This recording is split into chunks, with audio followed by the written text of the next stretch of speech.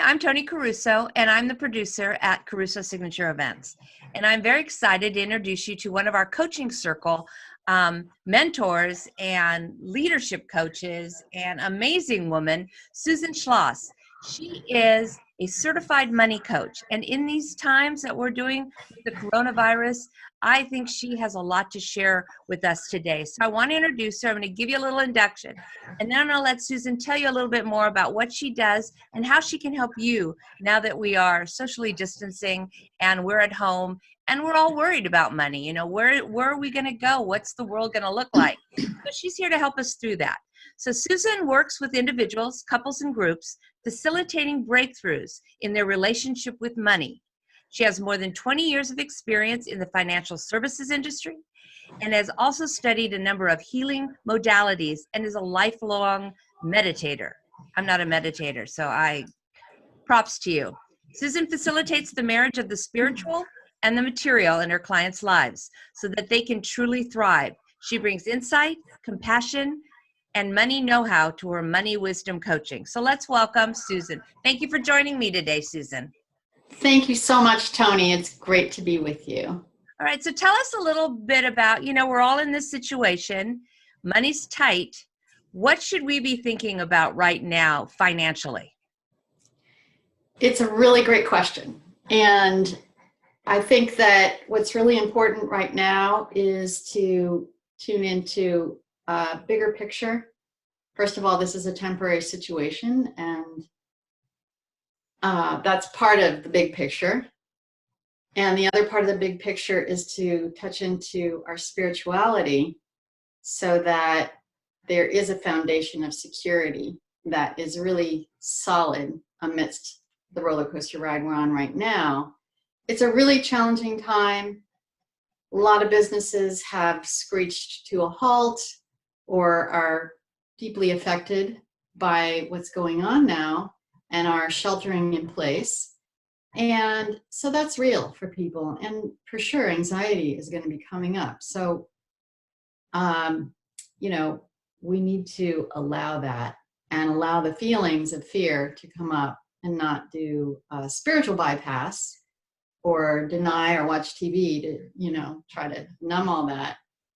And it's the child in us that is freaking out most likely. So getting in touch with that and having compassion for what's coming up. And at the same time, try to tap into that place of inner security. And also to talk to people about what's happening for you. Don't isolate emotionally. We have to isolate physically, but we don't have to feel isolated. That's what I'm thinking about right now. So when you're talking money and you're coaching people on money, and right now money's tight, so people aren't spending it. They're being very cautious, and I get it. It's great. But when this starts turning around and when we start getting back to work and back into our lives, is there something we should be thinking about financially? What are the lessons we learned? I know that you should always have 6 months in the bank. You should really heed those thoughts. So what are some tips that you can tell us that when we do get back to normal, it's not like this is never going to happen again? So what should we be doing? That's a really good question. And you might be someone who is fearful around money regardless of the situation. And this is going to bring it up at a heightened level. And so I recommend that people don't make decisions out of that fear place. So we have to somehow get to a place where the fear is tempered by our rational thinking. And that's hard because the nervous system is activated. So you've got to tune into whatever your tools are to get the nervous system, down a notch. And then, lessons learned. Well, obviously, we need to have savings. One reason I'm not stressing right now is because I do have a prudent reserve. And the other reason I'm not stressing right now is because I have a spiritual foundation and I really trust this process. So those are the two things that I keep going no matter what.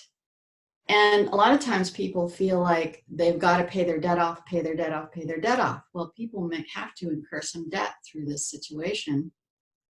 And whether it's a business loan, there are SBA loans available for small businesses right now, or whether it's credit card debt. And they just want to get rid of it because it creates a little pressure.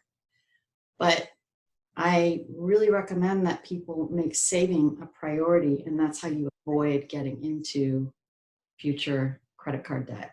So even if you're starting with a small amount to start to build that muscle of putting money aside, not just for emergencies like this, but for those expenditures that come up as a surprise, but we know they're going to come up at some point. And so you have money set aside for those too. I know I'm a planner, and as an event planner, I believe in the budget and following the budget and writing everything down. So in that sense, I have an entire spreadsheet of our household bills and our, what we pay every month. That goes back like 10 years. I can follow it because that's what I do. So Right. I suggest that people at this time sit down and write it all out, whether it's on a spreadsheet, whether it's write down what your expenses are and start following it. And as an entrepreneur, wouldn't you suggest, it was something my brother said to me when I was first starting work, I was, I think, 20 years old. He says, you need to put 10% of what you make away. And then as I became an entrepreneur, he says, you have to pay yourself. Remember to pay yourself. So those are things that we don't do as entrepreneurs. We don't save. Everything's going into the fund to pay for the business. We really need to have a mindset, correct? That we pay ourselves some sort of salary that can go into a savings plan, whatever that is, right? Yeah, absolutely. And so tracking is crucial. And I recommend that people track for a few months to see what you're spending. And then you go through line by line. And I help people do this and see, is this the right amount for me to be spending every month? Should I be spending more? Should I give myself more entertainment? Or do I need more for clothes? Or am I spending too much on groceries or dining out? So that's all really important to look at. And I find in the money coaching process that this comes down the line a little bit, because if people have a lot of anxiety. Now, some people are really good with tracking and they want to jump right into it, and that's wonderful. But I work with money archetypes. And if someone is a high innocent, that's the one that has the head in the sand. It's the ostrich approach to money. You start talking about tracking and the eyes start glazing over. Yeah. So those deep-seated patterns have to get addressed. And the money types really help to identify, oh, the innocent is activated right now. In the current climate that we're in, it can be very activating and, really trigger that anxiety and then want someone to take care of it. And so baby steps sometimes are necessary for people who have a tendency toward that pattern.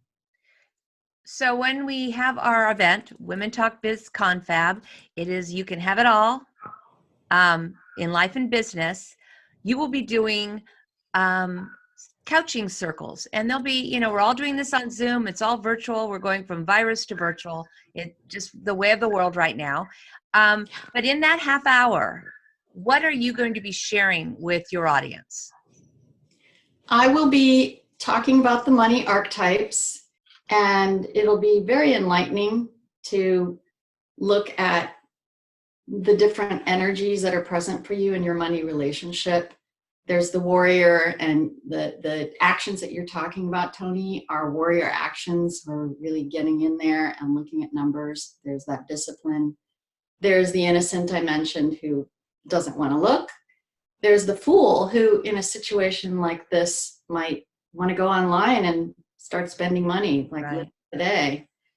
And there's the martyr who is more concerned with taking care of other people to their own detriment. So we'll be looking at these 8 money types and how they might be influencing your behavior, your money behavior and patterns, and why it can be so difficult to change those patterns. So you'll understand that a little bit better. And then we'll do a little bit of digging into what's going on for you through some self-inquiry. So we'll get to go a little bit deeper with it on a personal level. and we'll have an opportunity to talk about what is up for you with money. It's just not a topic that is safe to talk about Right. in our culture. So we create that safety, that compassionate environment to be able to just tell your truth. Great. There is a link to our event in the comments, so please check it out. But if you want to know more about Susan, how do we get in touch with you, Susan? And do you have anything to offer our audience today? Thanks. My website is moneywisdomcoach.com. And on April 15th, I'm going to be offering a class where you can dive in for a couple hours to some of this more on the spiritual side and looking at those spiritual qualities that we want to bring to connect to the money magician archetype. So that's going to be a beautiful couple of hours on April 15th, and I'd love for you to join me. And that is going to be by donation for my friend Janet Cleary, who's been going through a really difficult health challenge. Oh, isn't that? Well, good for you. And you'll find her links underneath. I've put the website below your name and your picture, so everybody's got it there. They can get in touch with you. Thank you, Susan, and I hope you'll join us April 23rd for the Women Talk Biz Confab. It's all online, so it doesn't matter where you are in the world. You can be in the room with us all day. So thank you very much for joining us, Susan, and I'll see you in April. Thank you, Tony.